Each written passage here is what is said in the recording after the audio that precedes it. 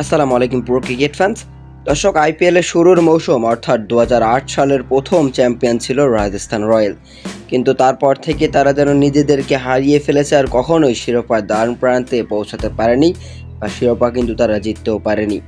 তবে 2024 সালে এসে আবারও রাজস্থান রয়্যালসের ফ্যানরা স্বপ্ন দেখছে যে এবার রাজস্থান রয়্যালই চ্যাম্পিয়ন হবে, কেননা একের পর এক ম্যাচ তারা জিতেই চলেছে। গতকালকেও মুম্বাই ইন্ডিয়ান্সের বিপক্ষে দুর্দান্ত একটা জয় পেয়েছে।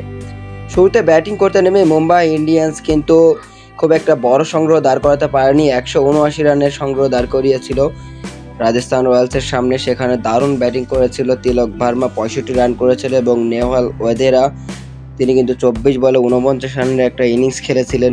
আর জবাবে ব্যাট করতে নেমে জয়সওয়াল একাই ম্যাচটা ফিনিশ করে দিয়েছে, তিনি দুর্দান্ত একটা সেঞ্চুরি করেছেন।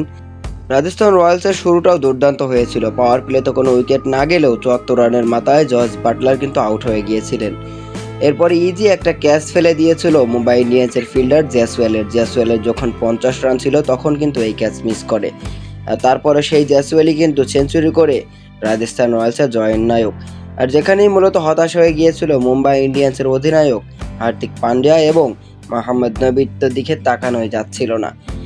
এরপরে অবশ্য আরও একটা ক্যাচ মিস করেছে মুম্বাই ইন্ডিয়ান্স। টিম ডেভিড কিন্তু সান্দু স্যামসনের সহজ একটা ক্যাচ ফেলে দিয়েছিল, আর যেখান থেকেই রীতিমতো বুঝে ফেলেছিল মুম্বাই ইন্ডিয়ান্সের কোচিং স্টাফরা এই ম্যাচ আর জেতা সম্ভব না, কেননা দুইটি ইজি ক্যাচ ছাড়ার পর কিভাবে ম্যাচ জেতে।